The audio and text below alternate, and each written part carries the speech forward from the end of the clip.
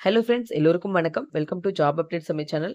நம்ம இன்னைக்கு பார்க்க போறது திருக்குறள் சீரிஸ் வைஸ்ல நம்ம ஏற்கனவே அன்புடைமை, அடுத்து ஒழுக்கமுடைமை, பொறையுடைமை பார்த்துட்டோம். இன்னைக்கு பார்க்கக்கூடியது ஊக்கமுடைமை அதிகாரம். அதுல இருக்க 10 குறள், அதோட பொருள் நம்ம பார்க்க போறோம். முடிஞ்சதுன்னா நம்ம அதுல இருக்கக்கூடிய அணியை பத்தியும் நம்ம டிஸ்கஸ் பண்ணலாம் ஃப்ரெண்ட்ஸ். ஸோ வீடியோவை ஸ்கிப் பண்ணாம பாருங்க. இதுக்கு முன்னாடி போட்டிருக்க 3 அதிகாரமும் பார்க்காதவங்க பிளேலிஸ்ட்ல இருக்கு. ஸோ கண்டிப்பா பாருங்க ஃப்ரெண்ட்ஸ், சப்போர்ட் பண்ணுங்க. ஸோ வாங்க வீடியோக்குள்ள போலாம். ஸோ முதல்ல ஊக்கமுடைமை அப்படின்னா என்ன அப்படின்னு நம்ம தெரிஞ்சுக்கலாம். ஊக்கமுடைமைனா என்னது? எந்த மாதிரி சுச்சுவேஷன்லையும் நம்மளோட கஷ்டமான நேரத்துல கூட நம்ம எதுலையுமே தளராம நம்ம நம்பிக்கையோட செயல்படுறதுக்கு பேர் தான் ஊக்கம் உடைமை. சரிங்களா? ஸோ அதுல முதல் குறள்ல திருவள்ளுவர் என்ன சொல்றார் அப்படின்னு பார்க்கலாம். உடையர் எனப்படுவது ஊக்கம் அஃதில்லார் உடையது உடையரோ மற்று அப்படின்னு சொல்றாரு. இப்போ இங்க உடையர் அப்படிங்கிறவர் என்னது அப்படின்னா செல்வங்களே உடையவர், அதாவது எல்லாமே உடையவர் அப்படின்னு நம்ம சொல்றோம். எல்லா செல்வமோ பொருளோ இத எல்லாமே உடையவங்களை நம்ம உடையர் அப்படின்னு சொல்றோம். சரிங்களா?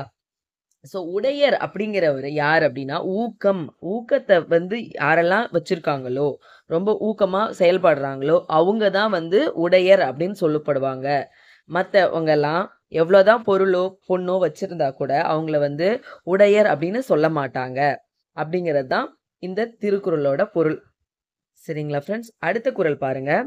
உள்ளம் உடைமை உடைமை பொருள் உடைமை நில்லாது நீங்கிவிடும் அப்படின்னு சொல்றாங்க. இந்த இடத்துல உடைமை அப்படிங்கிறது செல்வம் அப்படின்னு சொல்லலாம். சரிங்களா? அதாவது உள்ளத்துல ஊக்கம் அப்படிங்கிறத வச்சிருக்கவங்க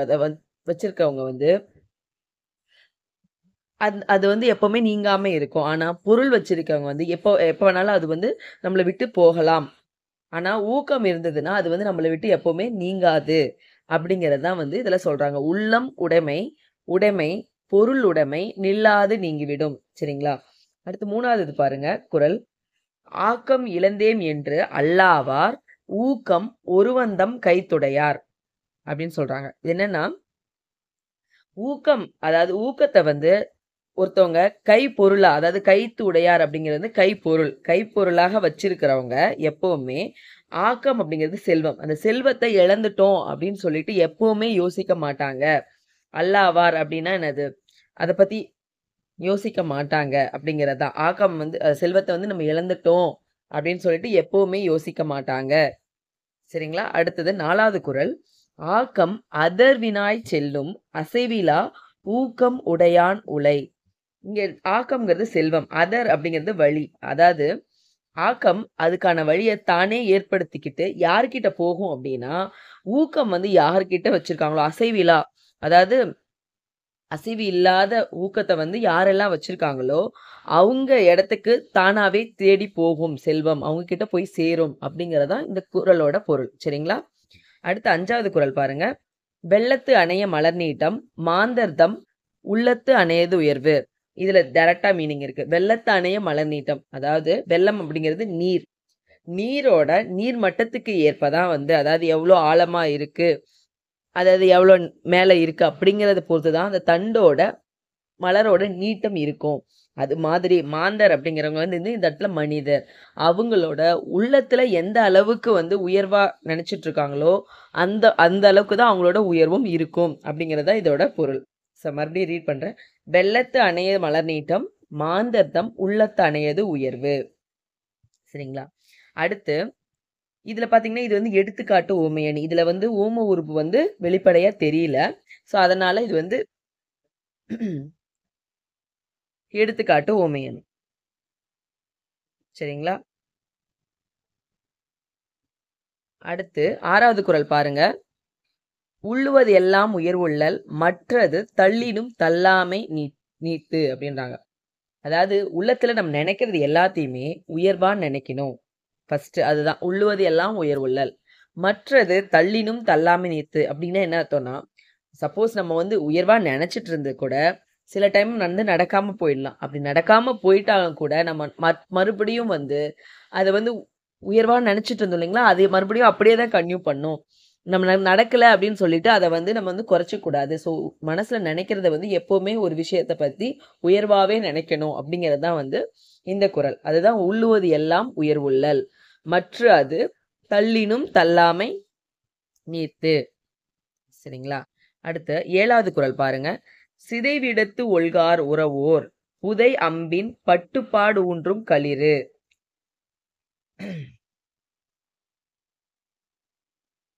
அதாவது இந்த குறள் என்ன சொல்றாங்க அப்படின்னா, இங்க பாருங்க, புதை அம்பின்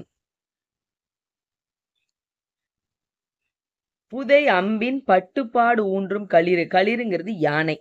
அதாவது புதை அம்பின், அதாவது நிறைய அம்பினால தாக்கப்பட்டு இருக்கக்கூடிய களிறு அந்த இடத்துல வந்து சோர்ந்து போகாம தன்னுடைய பெருமையை வந்து நிலைநாட்டும்.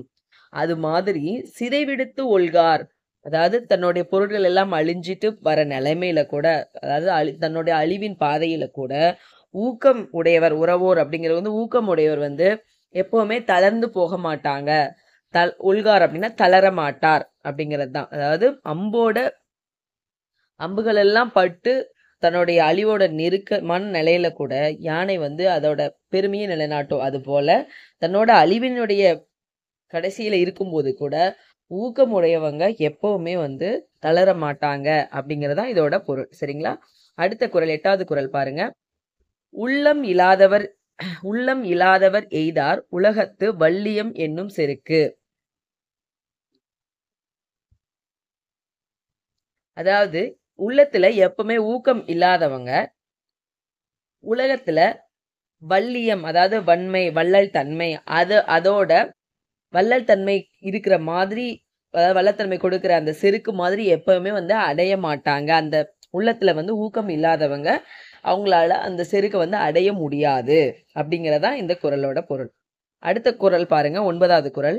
பரியது கூர்ங்கோட்டது ஆயினும் யானை வெறுவும் புலிதா குறேன் அப்படின்னு சொல்றாங்க. பரியது அப்படின்னா பெருசு அப்படின்னு அர்த்தம். கூர்ங்கோட்டது கூர்மையான தந்தத்தை உடைய அப்படின்ற மாதிரி எடுத்துக்கலாம். சோ அந்த யானை வெறுவும் புலிதா குறேன், யானை வந்து என்ன பண்ணும், அந்த மாதிரி பெருசா கூர்மையான தந்தத்தை உடையதா இருந்தா கூட புலி வந்து ஊக்கமா ரொம்ப நம்பிக்கையோட தாக்க வரும்போது வெறுவும் அப்படின்னா அஞ்சும் அப்படிங்கறதான் அதோட மீனிங். சரிங்களா? சோ அந்த மாதிரி புலி வந்து ஊக்கத்தோட வரும்போது அதுவுமே அஞ்சும். அந்த மாதிரி பெரிய தோற்றத்தோட இருக்கக்கூடிய யானையா இருந்தா கூட அஞ்சு நிற்கும் அப்படிங்கறதான் இதோட பொருள். சரிங்களா? அடுத்து 10வது குறள் பாருங்க. உரம் ஒருவருக்கு உள்ள வெறுக்கை அஃது இல்லார் மரமக்கள் ஆதலே வேறு. அதாவது என்ன சொல்றாங்கன்னா இந்த குறள்ல, ஊக்கம் அப்படிங்கிறது ஒருவருக்கு உரம் மாதிரி. சோ அது இருக்கிறவங்க, அது இல்லாம, அதாவது அது இருக்கிறவங்க வந்து ரொம்ப பெரியவங்க. அப்படி இல்லாம இருக்கிறவங்க வந்து மக்கள் அப்படிங்கிற பேர்ல இருக்கக்கூடிய மரம் போல்வர்கள் அப்படின்னு சொல்றாங்க. சரிங்களா? வேற யாருமே கிடையாது. அவங்க வந்து மரம் போலதான் இருப்பாங்க. உள்ளத்துல வந்து ஊக்கம் அப்படிங்கிறது இல்லாதவங்க அப்படிங்கிறார். சரிங்களா? சோ அவ்வளவுதான் ஃப்ரெண்ட்ஸ், ஊக்கமுடைமை முடிஞ்சது. ஸோ கண்டிப்பாக இது உங்களுக்கு யூஸ்ஃபுல்லாக இருக்கும்னு நினைக்கிறேன். இதே மாதிரி மற்ற 16 அதிகாரமும் வந்து நம்மளோட சேனலில் நான் 1 by 1 போஸ்ட் பண்ணிட்டே இருப்பேன். மற்ற டாபிக்ஸில் இருக்கக்கூடிய சிலபஸ் வைஸில் இருக்கக்கூடிய மற்ற யூனிட்ஸில் இருக்கிறதும் நான் வந்து போஸ்ட் பண்ண போகிறேன் ஃப்ரெண்ட்ஸ். ஸோ கண்டிப்பாக சப்போர்ட் பண்ணுங்கள். தேங்க்யூ ஃபார் வாட்சிங். சப்ஸ்கிரைப் பண்ணி வச்சுக்கோங்க ஃப்ரெண்ட்ஸ். நோட்டிஃபிகேஷன் பெல்லையும் கிளிக் பண்ணி வச்சுக்கோங்க. அப்போ தான் நான் போடக்கூடிய வீடியோஸ் உங்களுக்கு உடனுக்குடன் கிடைக்கும். தேங்க்யூ ஃபார் வாட்சிங்.